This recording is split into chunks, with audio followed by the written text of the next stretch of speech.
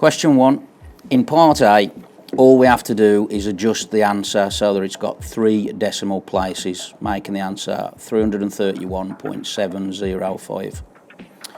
In part B, you'll notice that I've done an estimation just to get an idea of the size of the answer, but we know it has to have the digits 1793 in, so the answer is 179,300. Question 2. There's 2 methods. On the left hand side, 10% of 240 is 24 and 5% is 12, making 15% 36. 3/4 of 240, firstly divide by 4 is 60 and multiply by 3 is 180. So the students that we know about are 180 plus 36 is 216, and so left over from 240 is 24. A second method, if you're aware that 3/4 is 75%, added to 15% is 90%, leaving just 10% who didn't know. 10% of 240 is 24. Question 3. Thank you very much, Mr. Handy. With this question, we've got a stem and leaf diagram. The first thing you need to do is you need to draw out a rough version of your stem and leaf, and you take the numbers and put them in any fashion, one by one. What we then do is we then put the numbers in numerical order, going from smallest to largest. 1 mark is always given to the key, so please do not forget the key. Question 4. Expanding a single bracket. To expand a single bracket, you multiply the number in front by each bit within the bracket. So we do 3 times 2 to get the 6, and we do the 3 times the t to get 3t. B, very similar to part A, 3x times 2x is 6x squared, 3x multiplied by 5 is 15x. Part C, there are 3 different methods of doing this question. You've got the smiley face method, the grid method, and also the FOIL method. In order to do the smiley face method, we do m times m, which is m squared, m times 10, 10m, 3 times m, 3m, 3 times 10, which is 30. We then collect the terms, so we end up with m squared plus 13m plus 30. Question 5. Not the easiest of numbers, 525. I've chosen the starting place 21 times 25. 21 can then be broken down into 3 sevens, and 25 is 5 fives. Make sure that in your final answer you put multiplication symbols, otherwise you will lose a mark if you just leave it as a tree. Question 6. For 4 numbers to have a mean of 10, then they must add up to 40. 10 times 4 is 40. The 3 cards that we see add up to 33, so the missing card is 40 take away 3, 7. Question 7. Transformations. With a translation, the top number tells you whether you slide to the left, slide to the right. The bottom number tells you whether you're going to go up or go down. Within this question, we need to move the shape 5 to the right and 2 down. You can use tracing paper in order to move it. Part B. Rotations. Rotations are a really easy topic which you should look forward to in your exam. It's really important that you use your tracing paper. You need to put the tracing paper and trace the first shape, and then you need to try and work out where you need to rotate the shape on the page. With this question, you'll find it's a rotation of 180 degrees with the centre at 0, 1. You must only state one type of transformation, otherwise you will get no marks. Question 8. With this question, it's really important to read the keyword estimate. When we're estimating, we're going to round these numbers to make the question much more straightforward. So instead of using the number 21.7, I'm going to change it to 20. instead of using 280, I'm going to change that to 300. Instead of using half, we prefer decimals, we're going to use 0.5 within this question. Within this question, we then choose to do 20 times 300 and we divide that by 0.5. 20 times 300 is 6,000 and then we do 6,000 divided by 0.5. Please remember that if you're going to divide by 0.5, that's the same as doubling. Question 9. This is a lowest common multiple question in disguise. We write out our 50 times table for Matt. We then write out our 80 times table out for Dan, and we're looking for the smallest number in both rows, which for this question is 400. So we know that they're going to meet each other after 400 seconds. So we know for Dan that takes 1, 2, 3, 4, 5 laps, and for Matt that takes 1, 2, 3, 4, 5, 6, 7, 8 laps. Question 10 is about perimeter. So I firstly listed in addition the 4 sides of the rectangle added together, and the question tells us that the perimeter is 32, so I've equated to 32. I've now tidied up the left hand side. The x's come to 8x and the numbers 20. 8x plus 20 is 32, and now we have an equation to solve. Taking away the 20 leaves me with 8x equals 12. Any of the following answers will be accepted on the now calculator paper. 12 over 8, 6 over 4, 3 over 2, 1.5, 1.5. Question 11. We know that Ian drives at 66 kilometers per hour. From the graph, the line that I've added, you can see that Debbie takes 20 minutes to go 25 kilometers. So she would go 50 kilometers in 40 minutes and 75 kilometers in 60 minutes, which of course is 1 hour, meaning Debbie is travelling at 75 kilometers an hour. Make sure you then say who is driving at a faster average speed. In this case, it's Debbie. Question 12. With this question, you're sometimes given an empty table underneath to fill out.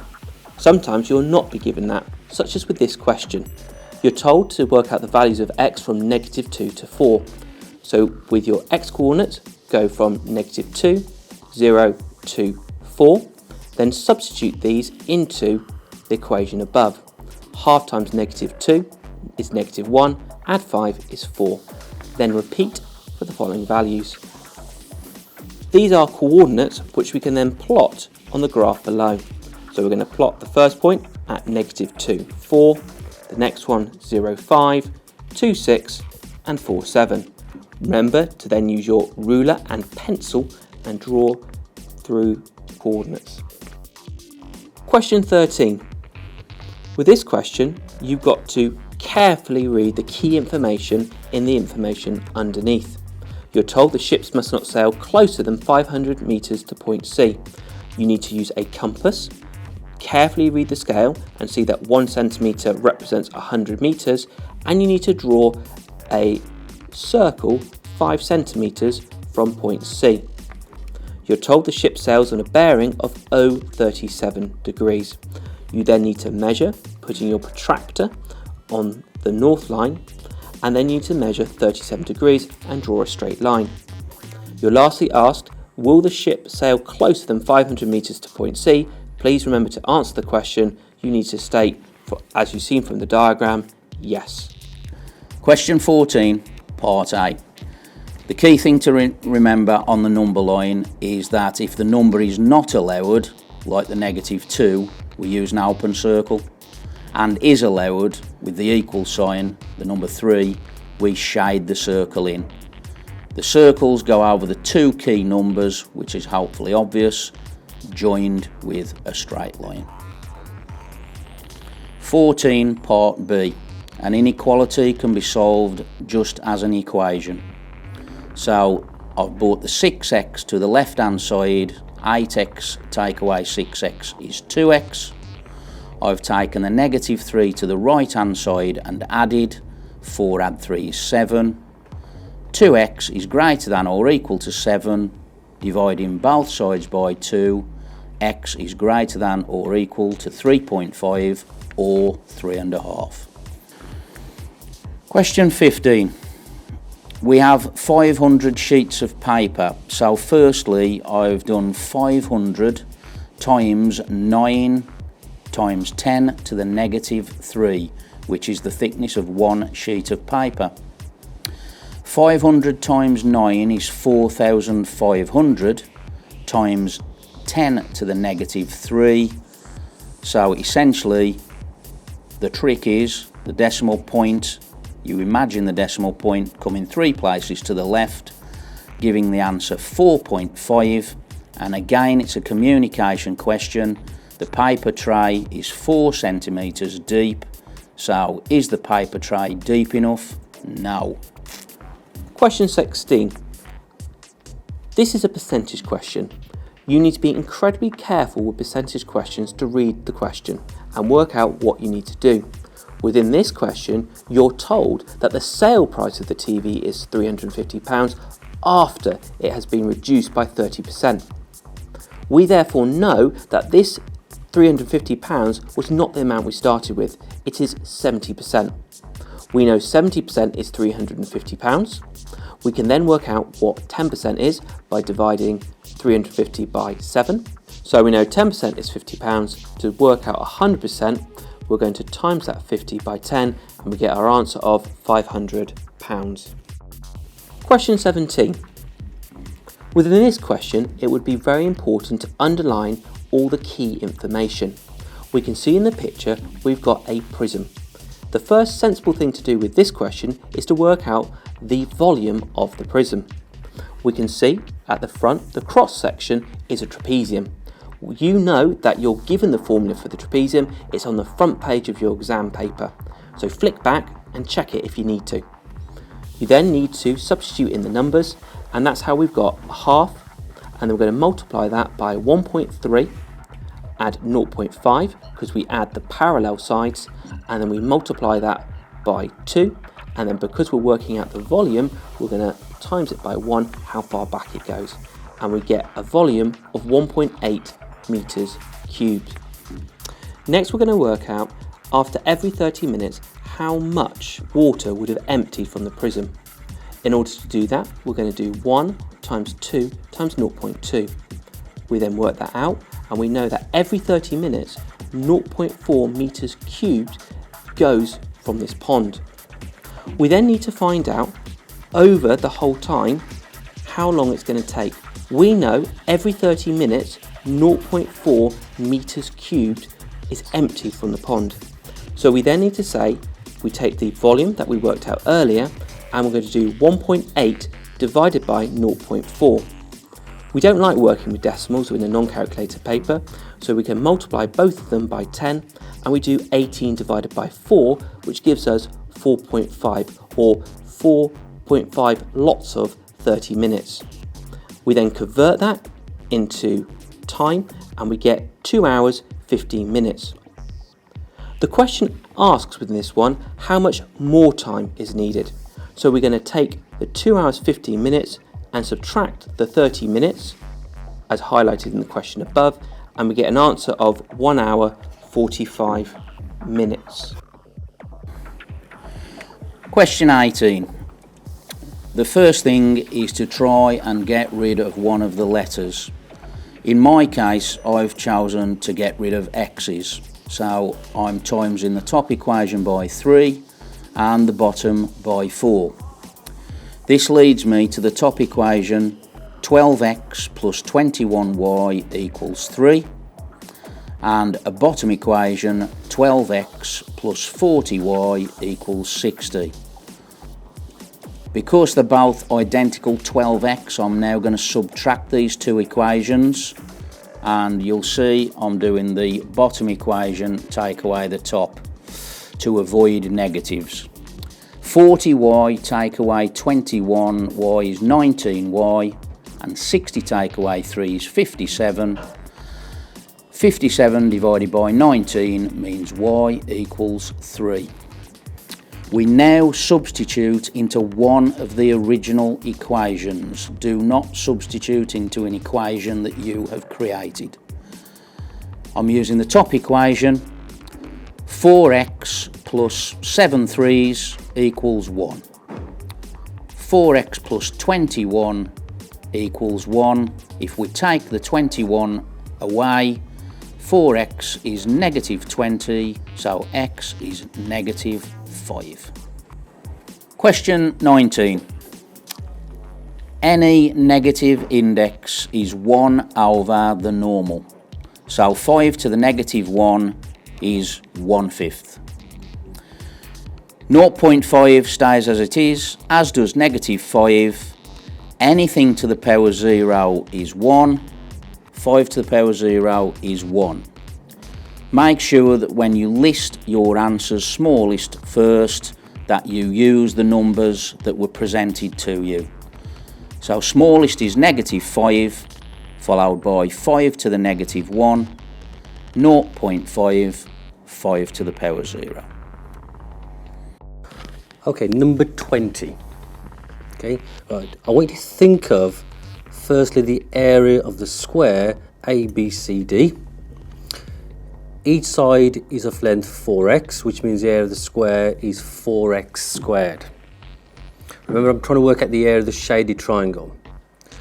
I'm now going to work out the area of each unshaded triangle, and there's 1, 2, 3, 4 of them. Okay, now if I take length AD, I'm told n to d is x, which leaves a to n as 4x minus x, which is 3x. So the area of the triangle ABN is going to be 4x times 3x, 12x squared divided by 2, 6x squared. Area of triangle ADM is going to be x times 2x. Now the reason MD is 2x because M is the midpoint of CD. So the area of triangle NDM will be x times 2x divided by 2. X times 2x is 2x squared, divided by 2 is x squared. Okay, one more triangle left, AMC. B to C, remember, is 4x because it's a side of the square. So the area of triangle ACM will be 4x times 2x, which is 8x squared, halve it, 4x squared. The area of the unshaded is 6x squared, 4x squared, plus 1x squared, which makes 11x squared. The area of the complete square, we said originally was 16x squared, which leaves you shaded area of 16x squared. Take 11x squared, which is 5x squared. Question 21. Cumulative frequency. We know cumulative frequency is a running total, so we need to add the numbers consecutively. So for the first one, it will be 4. The second one, 4 plus 5, which is 9. The next one, 9 plus 16 is 25. The next, 27 add 25, which is 52. Next, 52 add 5, which is 57. And lastly, 57 add 3, which is 60.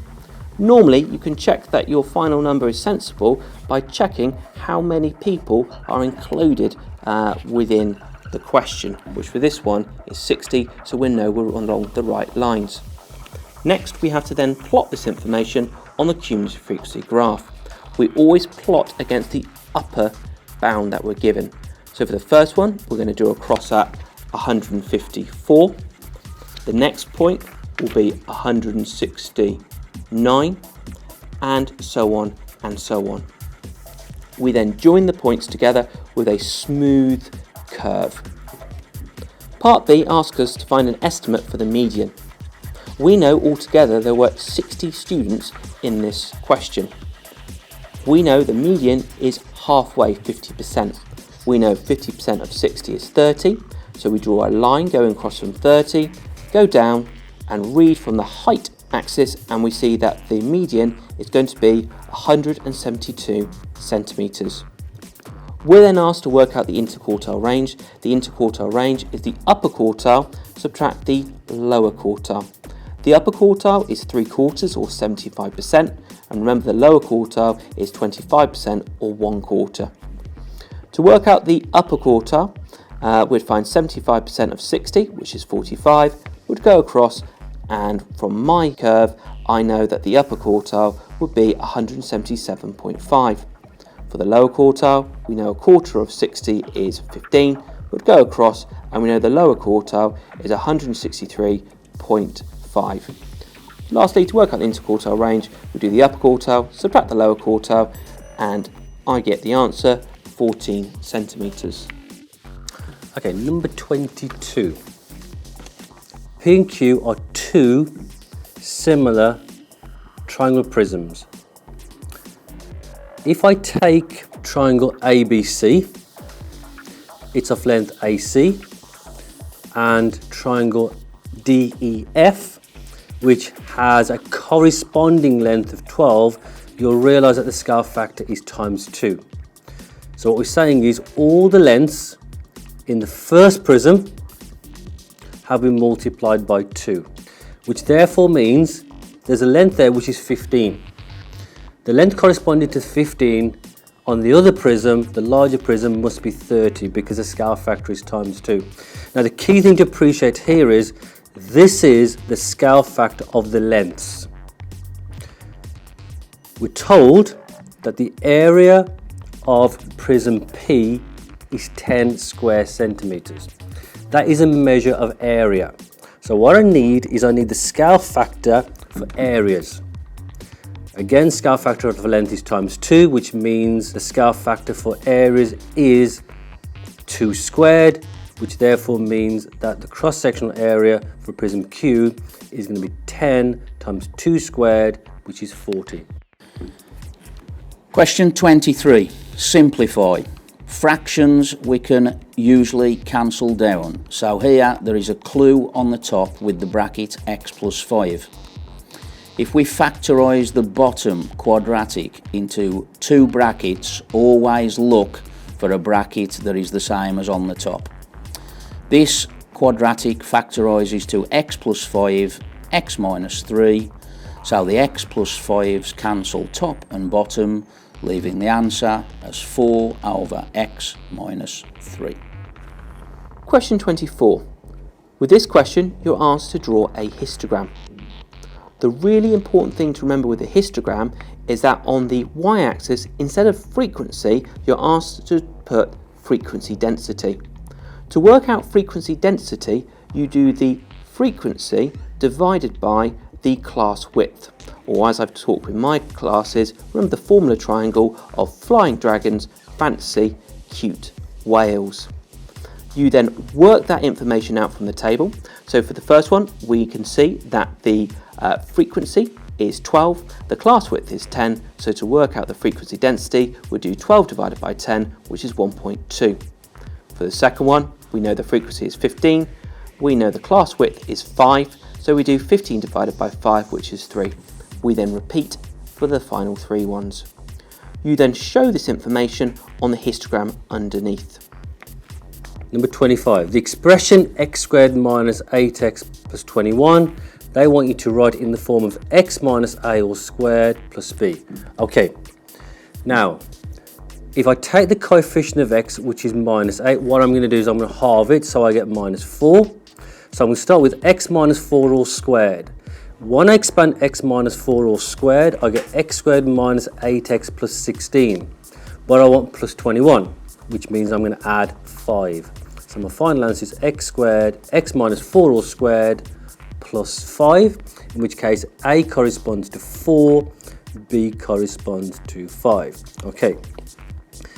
The equation of the curve is given by y equals x squared minus 8x plus 21. I've just wrote that in what's called completed square form. So I can write that as y equals x minus 4 all squared plus 5. Go back to your transformations, it's a graph of y equals x squared, moved 4 to the right and 5 up, therefore the point M must be 4, 5. Okay, number 26. Visa has 10 coins in a bag. There are 3 £1 coins and 7 50p coins. Okay, Visa takes at random 3 coins from the bag. Find the probability she takes out exactly £2.50. Right, the way she's going to take out £2.50 is by taking out 50p followed by £1 by £1. Right, the probability of 50p is going to be, how many 50p's are there? 7. So it's 7 out of 10 because there are 10 coins altogether. Now the key thing to bear in mind here is once she's taken out a coin, the number of coins in the bag will go down by 1. So the probability of taking a £1 is going to be 3 out of 9, and the probability of taking out your next £1 is 2 out of 8.